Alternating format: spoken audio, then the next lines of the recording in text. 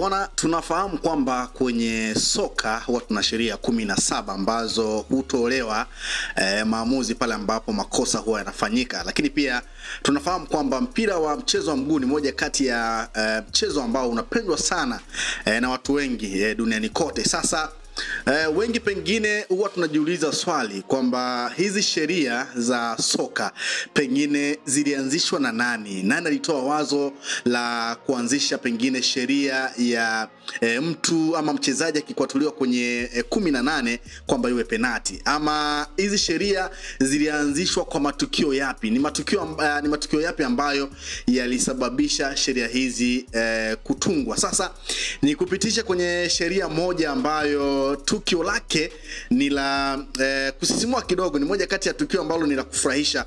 Bwana, tukio la kupewa kadi ya njano kwa mchezaji ambaye anavua jezi akiwa uwanjani. Na tumeshuhudia mara kadhaa baadhi ya wachezaji wakivua jezi pale ambapo mchezaji amefunga goli, lakini licha ya kuwa kwamba ni tukio la furaha, lakini lazima yule mchezaji ambaye amevua jezi lazima awajibike kwa kupewa kadi ya njano. Na kuna wengine kabisa, ama mchezaji mwingine anafunga na anavua jezi akijua kabisa kwamba navua na baadaye hapo refa atanipa kadi ya njano. Yaani kuna mwingine anafanya hivyo kwa kujua kwamba anakwenda kupewa kadi ya njano. Na ni moja pia kati ya matukio ambayo huwa yanasababisha baadhi ya timu kucheza pungufu, kwa sababu ukipewa kadi ya njano kwa kuvua jezi, manake kunaweza kukatokea ukafanya tukio jingine, na hata kama sio la kuvua jezi ukapewa kadi nyingine ya njano. Tunafahamu kwamba ukipewa kadi za njano mbili maana yake inakuwa kadi nyekundu. Lakini tumeshuhudia kwamba mchezaji anapovua jezi baada ya kufunga goli la kwanza,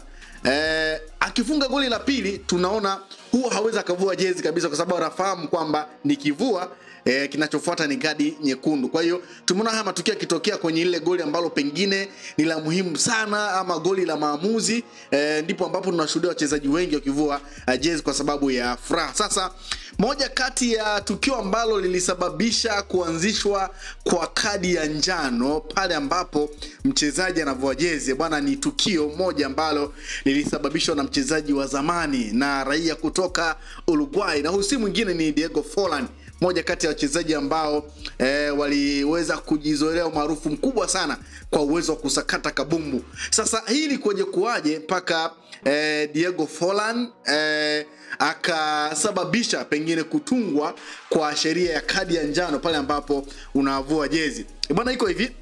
Unaambiwa baada ya kufunga bao zuri la kusawazisha dhidi ya Southampton, Diego Forlan akiwa anaichezea Manchester United alishangilia kwa fujo na kuvua jezi yake.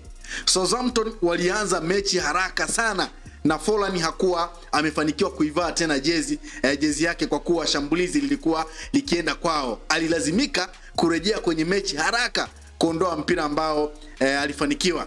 Baada ya tukio hili mwaka 2004 FIFA iliweka sheria kwamba wachezaji wanaosherehekea kwa kuvua jezi lazima wapewe kadi ya njano. Ndivyo ambavyo ilikuwa, na tunafahamu kwamba unapokuwa pengine umefunga goli na unapokuwa unashangilia ile timu pinzani huwa wanakuwa kwenye mtafaruku kwanza, yani wanakuwa kwenye hamaki ya kuanza kujiuliza kwamba tumefungwaje. Lakini baada ya Southampton wao kufungwa hawakuwa na hayo maswali ya kuanza kuhamaki kwamba wamesawazisha wapinzani. Wao waliweka mpira kati alafu wakaanza kuanzisha mashambulizi. Wakati wanaanzisha mashambulizi, Diego Forlan wakati anashangilia na amevua jezi, akaona msintanie, ikabidi akimbie huku jezi ameshikilia mkononi, na akiwa hana jezi yake, yani akiwa kifua wazi manake hajavaa jezi, akakimbia na kuweza kuokoa ule mpira ambao ulikuwa unaelekea kwenye eneo lake la hatari.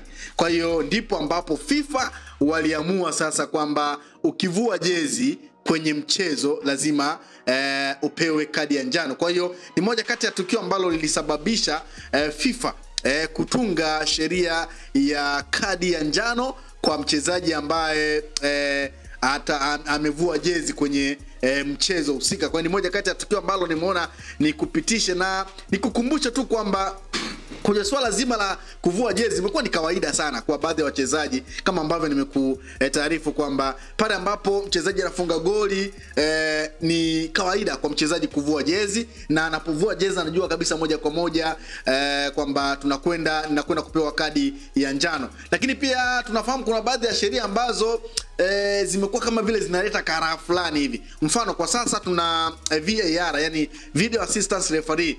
Ni moja kati ya teknolojia ambayo baadhi ya mashabiki wanaona iko sawa, lakini baadhi ya mashabiki wanaona haiko sawa. Lakini inakuja pale ambapo pengine timu yako imefunga goli, alafu ile goli likaonekana kama vile ina kasoro. VAR inapokwenda kutoa maamuzi, wale mashabiki ambao wanakuwa kwenye ile timu ambao pengine wamepata goli huwa wanaichukia sana VAR, lakini wale ambao sasa wamefungwa na VAR ikaamua kwamba sio goli, huwa wanashangilia sana na kuona kwamba video assistance referee, yani VAR, ina maana kubwa sana. Kwa hiyo ni moja pia kati ya teknolojia ambayo kwa sasa tuko nayo. Lakini pia tunafahamu baadhi ya sheria ambazo kwenye mchezo wa mpira wa miguu zimekuwa kama zikileta pia karaha kwa baadhi ya mashabiki pale ambapo pengine anatokea mchezaji wako anapigwa kadi nyekundu kwa sababu labda ya kufanya faulo, ama kwa sababu ya kufanya tukio ambalo sheria inakulazimu kutoa kadi nyekundu. Tumeona ni moja kati ya vitu ambavyo pia vimekuwa vikiwachukiza mashabiki, lakini kama ambavyo nimezungumza kwamba inategemeana kwamba ni nani ambaye amepewa kadi nyekundu. Kama ni timu yako utachukia obvious, lakini kama si timu yako utafurahi kwa sababu mpinzani atakuwa amebaki na wachezaji nusu, alafu unakuwa na advantage ya kuweza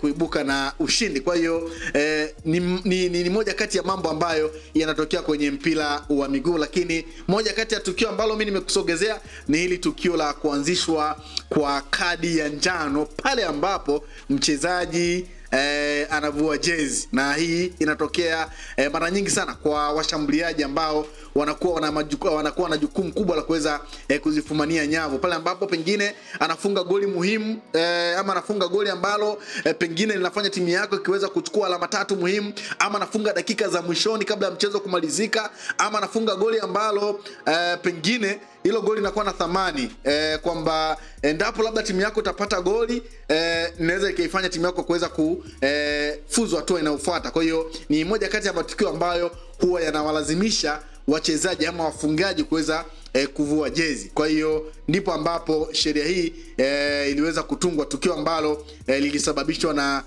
Diego Forlan. Na ukipita mitandaoni huko kuna baadhi ya watu wanasema Diego Forlan alaaniwe kwa kitendo ambacho alikifanya, kwa kile ambacho kilisababisha kuanzishwa kwa kadi ya njano. Bana, nitazidi kukusogezea baadhi ya matukio ambayo yalisababisha kutungwa kwa sheria za mpira wa miguu. Tunafahamu tuna sheria 17, lakini pengine zitaendelea kuongezeka. Na sasa hivi kuna fununu ama kuna tetesi ambazo zinaenea kwamba goalkeeper kwa sasa utakapodaka mpira na kukaa nao kwa sekunde 8 mpaka 10 utaadhibiwa kwa kadi ya njano.